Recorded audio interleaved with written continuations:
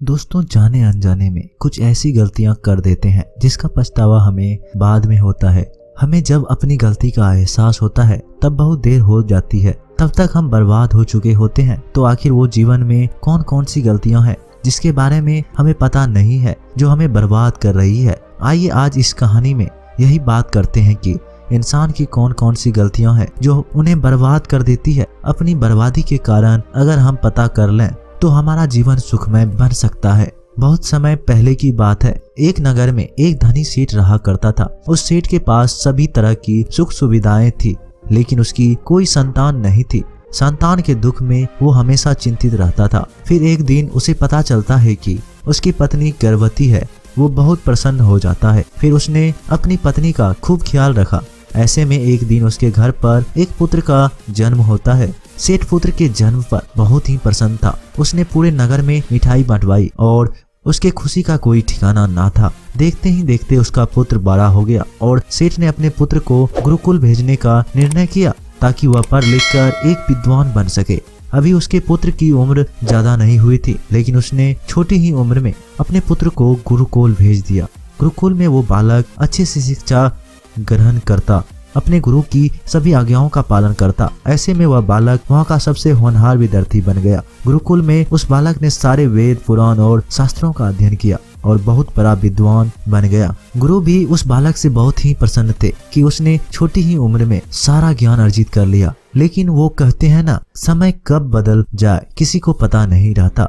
ऐसे ही एक दिन किसी प्राकृतिक आपदा की वजह से उसके माता पिता की मृत्यु हो गई और जब उसके माता पिता की मृत्यु हुई तब तक उस बालक की शिक्षा पूर्ण नहीं हुई थी। और जब उस बालक ने इस खबर को सुना कि उसके माता पिता इस दुनिया में नहीं रहे और उनका सब कुछ बर्बाद हो चुका है, तो उस बालक का इस सांसारिक मोह माया से मन उठ गया। उसके बाद उस बालक ने निश्चय किया कि वो गुरुकुल से शिक्षा पूर्ण करने के बाद अपना संपूर्ण जीवन लोगों की भलाई में व्यतीत कर देगा। और जब उस बालक की शिक्षा पूर्ण हो गई, उसके बाद वह बालक सन्यासी बन गया और वो सांसारिक वस्तुओं से दूर हिमालय के जंगल में चला गया। वन में जाकर उसने लंबे समय तक तपस्या की। तपस्या पूर्ण करने के बाद उस सन्यासी ने लोगों को शिक्षा देना प्रारंभ कर दिया। समय के साथ साथ उस सन्यासी की चर्चा चारों तरफ होने लगी और दूर दूर से लोग उसके पास शिक्षा ग्रहण करने आने लगे और बहुत से लोग उसके पास अपनी समस्याओं का समाधान खोजने के लिए भी आने लगे। सन्यासी सभी लोगों की समस्या बड़ी आसानी से सुलझा देता, जिस वजह से वो पूरे राज्य में मशहूर हो गया था। लेकिन जिस नगर में वो रहता था, उस नगर का राजा एक क्रूर व्यक्ति था। जब राजा को उस सन्यासी के बारे में पता चला तो उस राजा ने उससे मिलने का निश्चय किया। अगली सुबह राजा अपने महल से निकलकर उस सन्यासी से मिलने के लिए निकल गया और फिर सन्यासी की कुटिया के बाहर पहुंच गया। वहां पहुंचकर जब राजा ने उस सन्यासी को देखा, तब राजा उस सन्यासी को देखते ही रह गया। उसके चेहरे पर एक अलग ही तेज था। जब वो उस सन्यासी के पास पहुंचा तब राजा को अपार शांति का अनुभव हुआ। उस राजा ने सन्यासी को प्रणाम किया और उनके पास ही बैठ गया और उनसे वार्तालाप करने लगा। वह राजा पहली ही मुलाकात में उस सन्यासी के व्यक्तित्व से इतना प्रभावित हुआ कि उसने उसी समय से अच्छाई की राह पर चलने की ठान ली और मन ही मन सोचने लगा कि इतनी छोटी सी मुलाकात में ये सन्यासी मुझे इतना बदल सकता है, तो अगर ये हमेशा मेरे साथ ही रहने लगे तो मेरी तो जिंदगी ही बदल जाएगी। और यही सोचकर राजा सन्यासी से महल चलने की आग्रह करने लगा। राजा का आग्रह सुनकर सन्यासी मना नहीं कर पाया और वह राजमहल चलने को तैयार हो गए। फिर राजा सन्यासी को लेकर राजमार्ग की ओर चल दिया। राजमहल पहुंचने पर राजा ने सन्यासी का खूब आदर सत्कार किया और उसके बाद राजा ने सन्यासी को एक सही कमरे में भोजन करवाया। भोजन के बाद सन्यासी ने राजा को धन्यवाद कहा और राजा से जाने की अनुमति मांगी। यह सुनकर राजा ने कहा कि आप हमारे बगीचे में जब तक चाहे रह सकते हैं। आपको यहाँ पर किसी भी प्रकार की असुविधा नहीं होगी और आप यहाँ रहेंगे तो हमारे प्रजा को भी अच्छा लगेगा और हमें भी अच्छा लगेगा। यह सुनकर सन्यासी ने राजा का प्रस्ताव स्वीकार कर लिया।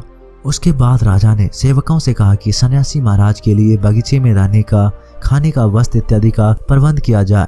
राजा की आज्ञाओं के अनुसार सेवकों ने एक सुंदर कुटिया का निर्माण कर दिया।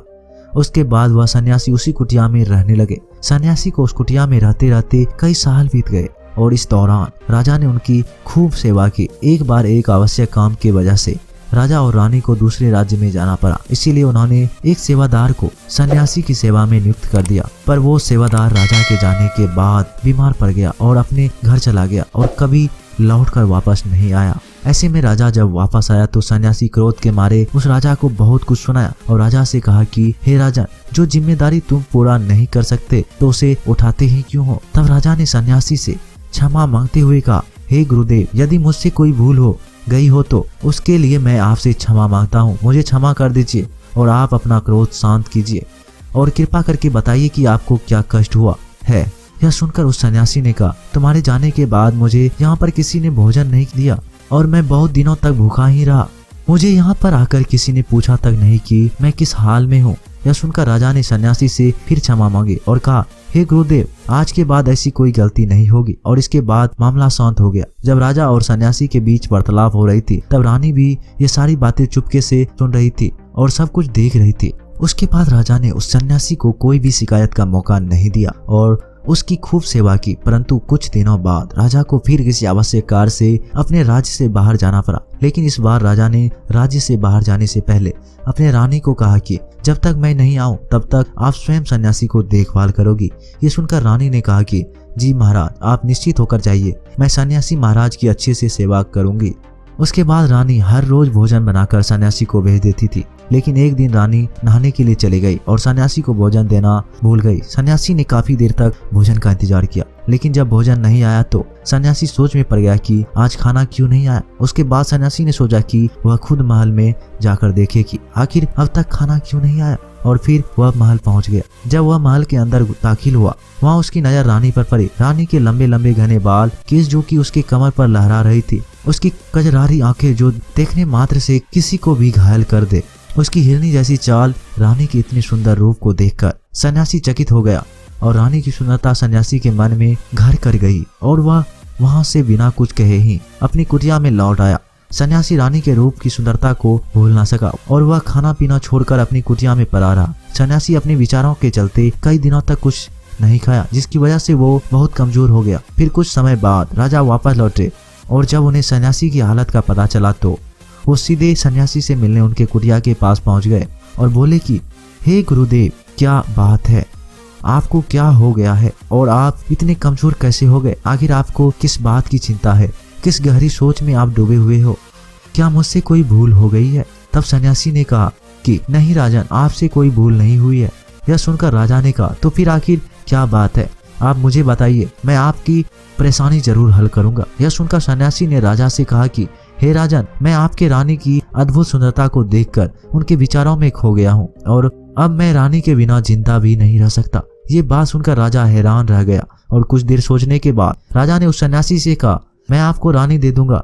यह बात सुनते ही सन्यासी बहुत प्रसन्न हो गया। फिर राजा सन्यासी को लेकर महल चले गए और जब राजा सन्यासी को लेकर महल पहुंचे, उस दिन रानी ने सबसे सुंदर वस्त्र पहनी हुई थी। फिर राजा रानी के पास पहुंचे और रानी से कहा कि आपको इस सन्यासी की मदद करनी चाहिए, यह बहुत कमजोर पड़ गया है और मैं नहीं चाहता कि किसी ज्ञानी पुरुष की हत्या कलंक मेरे सर पर लगे।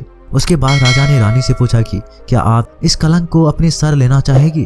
राजा की यह बात सुनकर रानी ने राजा से पूछा कि आखिर इस सन्यासी के दुख का कारण क्या है? तब राजा ने रानी से कहा कि सन्यासी आपकी अद्भुत सुंदरता से दीवाने हो गए हैं। राजा की यह बात सुनकर रानी से कहा, राजन आप चिंता ना करें, अब आप सब कुछ मेरे ऊपर छोड़ दीजिए। मुझे पता है कि मुझे अब क्या करना है। उससे आपके ऊपर ना तो सन्यासी की हत्या का पाप लगेगा और ना ही उससे मेरी पवित्रता का नाश होगा। रानी की यह बात सुनकर राजा ने रानी को सन्यासी को सौंप दिया। उसके बाद सन्यासी रानी को लेकर कुटिया में पहुंचे। कुटिया के अंदर दाखिल होकर रानी ने सन्यासी से कहा कि हमें रहने के लिए घर चाहिए, हम इस झोपड़ी में नहीं रह सकते। यह सुनकर सन्यासी राजा के पास गया और राजा से जाकर बोला कि हे राजन, हमें रहने के लिए एक घर चाहिए। सन्यासी की बात सुनकर राजा ने उनके लिए घर का प्रबंध कर दिया। फिर सन्यासी रानी को लेकर घर पहुंच गया। जब रानी सन्यासी के साथ उस घर पर पहुंची तब रानी ने कहा कि ये घर तो बहुत गंदा है और इसकी हालात बहुत खराब है, मैं इस घर में नहीं रह सकती। यह सुनकर फिर से वो सन्यासी राजा के पास गया और राजा के पास जाकर बोला, हे राजन, आपने जो हमें घर दिया है उस घर की हालात बहुत खराब है। सन्यासी की बात सुनकर राजा ने घर की हालत ठीक करवा दी। उसके बाद फिर रानी घर के अंदर गई और नहा धोकर बिस्तर पर आ गई। फिर सन्यासी भी बिस्तर पर आ गया। फिर उसके बाद रानी ने सन्यासी से कहा कि आपको पता है आप कौन है और आप अब क्या बन गए हैं? आप एक महान सन्यासी थे जिसके लिए राजा स्वयं सारी सुविधाएं उपलब्ध कराते थे। ऐसा सन्यासी जिसके पास लोग दूर दूर से ज्ञान ग्रहण करने के लिए आते थे, जो लोगों को सत्य की राह दिखाया करते थे, जो लोगों को समस्याओं का समाधान करते थे, जिनको सभी लोग सर्वश्रेष्ठ गुरु मानने लगे थे, जिनकी लोग भगवान के रूप में भी पूजा किया करते थे। और आज आप अपने वासना के कारण मेरे गुलाम बन गए हैं। रानी की ये सारी बात सुनकर उस सन्यासी को बड़ा झटका लगा और उसे महसूस हुआ कि वो तो एक सन्यासी है और वह यह सब क्या कर रहा है। वो तो इन सारी सुख सुविधाओं को छोड़कर शांति की तलाश में वन में चला गया था। जब सन्यासी को शुद्ध बुद्ध आई तो वह जोर जोर से रोने लगा और चिल्लाने लगा और रानी से कहने लगा, मुझे क्षमा कीजिए महारानी, मैं यह क्या करने जा रहा था। मैं अभी इस वक्त आपको राजा के पास सौंप कर आता हूँ। सन्यासी की ये बात सुनकर रानी ने सन्यासी से प्रश्न किया कि हे गुरुदेव, मेरे मन में भी एक प्रश्न उठ रहा है, कृपया मेरे प्रश्न का उत्तर दीजिए। रानी की ये बात सुनकर सन्यासी ने कहा, पूछो तुम्हारा क्या प्रश्न है। फिर रानी ने कहा, जब आपको उस दिन भोजन नहीं मिला तो आप बहुत क्रोधित हो गए थे। तब मैंने आपको ये रूप पहली बार देखा था और तभी से मैं आपको व्यवहार में परिवर्तन महसूस कर रही थी। ऐसा क्यों हुआ गुरुदेव? आखिर आपको इतना क्रोध क्यों आया? आपने तो शांति की प्राप्ति कर ली थी। रानी की बातें सुनकर सन्यासी ने कहा कि जब मैं वन में था तो मुझे इस समय पर भोजन नहीं मिलता था, लेकिन जब मैं महल में आया तो महल में आने के बाद मुझे सारी सुख सुविधा प्राप्त हुई और फिर मैं इन सभी सुख सुविधाओं के आदी हो गया और मुझे इसके प्रति लगाव उत्पन्न हो गया और फिर मुझे इसको पाने का लालच उत्पन्न हो गया और जब मुझे यह नहीं मिला तो मेरे अंदर क्रोध उत्पन्न हो गया। फिर सन्यासी ने कहा, महारानी, अगर इच्छा पूरी ना हो तो क्रोध उत्पन्न होता है और अगर इच्छा पूरी हो जाए तो लालच बढ़ जाता है।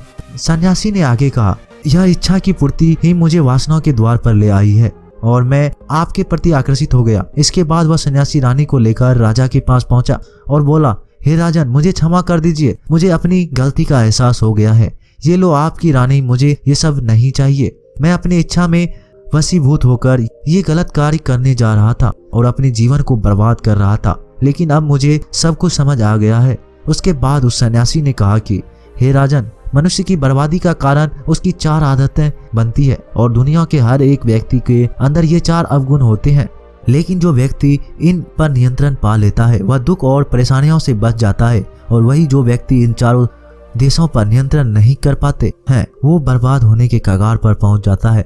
यह सुनकर राजा ने कहा, हे गुरुदेव, आप मुझे वह 4 आदतें बताइए जिससे मनुष्य की बर्बादी हो जाती है।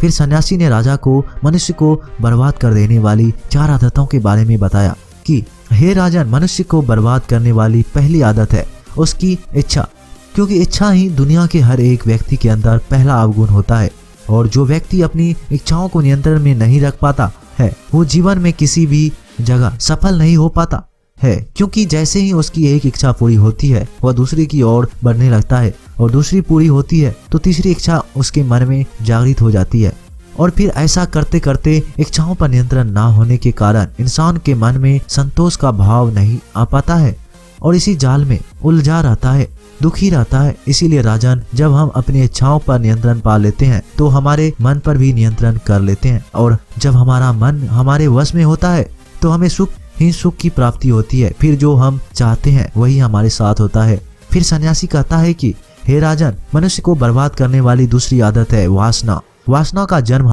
हमारे मन में उठने वाले इच्छाओं से होता है। जिस प्रकार इच्छाओं का कोई अंत नहीं होता उसी तरह मनुष्य वासनाओं के जाल में फंसता ही चला जाता है। वासना में वशीभूत होकर इंसान को कुछ भी नहीं नजर आता है। आज तक जितनी भी लड़ाइयाँ हुई है उसका सबसे बड़ा कारण स्त्री को पाने की इच्छा के कारण हुई है। स्त्री के प्रेम में वशीभूत होकर आज से कई राजा महाराजाओं ने युद्ध किया है। रावण एक बड़ा बुद्धिमान व्यक्ति था, लेकिन वह माता सीता की सुंदरता से वशीभूत होकर अपने आप को बर्बाद कर लिया। उसकी मृत्यु का कारण एक स्त्री ही बनी थी। कई राजा महाराजाओं तो युद्ध में इसीलिए हार गए क्योंकि वो लोग स्त्रियों से रासलीला रचाने में ही रह गए। ईश्वर ने तो स्त्री की उत्पत्ति इस संसार को बढ़ाने के लिए की ही है, लेकिन आजकल लोगों ने इसे अपना वासना का रूप बना लिया है। स्त्री को अपने मनोरंजन का सामान सोचने लगे हैं और जब उन्हें अपना यह मनोरंजन नहीं मिलता तो वो पागल हो जाता है और न जाने क्या क्या कर बैठते हैं। इसीलिए हे राजन, जितना हो सके उतना ही वासनाओं से दूर रहना चाहिए। फिर सन्यासी कहते हैं कि हे राजन, मनुष्य को बर्बादी करने वाली तीसरी आदत है क्रोध, क्योंकि जब मनुष्य की वासनाओं की पूर्ति नहीं होती है तो उसके अंदर क्रोध उत्पन्न हो जाता है और जब व्यक्ति को क्रोध आता है तो उस पर उसका नियंत्रण नहीं होता और फिर वह क्रोध में आकर कई गलत निर्णय ले लेता है। क्रोध में व्यक्ति दूसरे को भला बुरा कह देता है, गालियां भी निकाल देता है और जब उनका क्रोध शांत होता है तो उन्हें अपनी गलतियों का एहसास होता है, लेकिन तब तक तो सब कुछ बर्बाद हो चुका होता है। क्रोध के कारण मनुष्य के कई बने बनाए काम बिगड़ जाते हैं। जब मनुष्य के अंदर क्रोध उत्पन्न होता है तो वो अंदर से बहुत कमजोर हो जाता है और एक कमजोर मनुष्य जीवन में कुछ नहीं कर सकता है, उसे कभी भी सफलता नहीं मिलती है। फिर सन्यासी कहता है कि हे राजन, मनुष्य को बर्बाद करने वाली चौथी आदत है लालच। हे राजन, लालच का फल सदैव ही बुरा होता है। लालच में पड़कर हम बहुत लोगों का बुरा कर देते हैं। हम मनुष्य के जीवन में ऐसे अवसर अवश्य आते हैं जब वो लालच कर बैठता है और अधिक पाने की लालसा में वो कुछ ऐसा कर जाता है जो उसके पास था वह भी खो देता है, क्योंकि जैसे ही व्यक्ति की एक इच्छा पूरी होती है उसका लालच भी बढ़ जाता है और उसके मन में और कई सारे आकांक्षाएं जन्म लेने लगती है। जो व्यक्ति अपने जीवन में लालच करता है वो कामयाबी से भी धीरे धीरे दूर हो जाता है। अगर हम समय रहते ही अपने लालच को त्याग दें और उसके फेरे में ना पड़े तो हम एक सफल व्यक्ति अवश्य बन सकते हैं। फिर अंत में सन्यासी कहता है कि हे राजन, अगर मनुष्य इन 4 आदतों को छोड़ देता है तो उसे जीवन में सफल होने से कोई नहीं रोक सकता है। मैं एक सन्यासी होकर भी इन आदतों में पड़ गया था और खुद को बर्बाद करने चला था। इसीलिए हे राजन, इन 4 आदतों से मनुष्य को हमेशा दूर रहना चाहिए। धन्यवाद।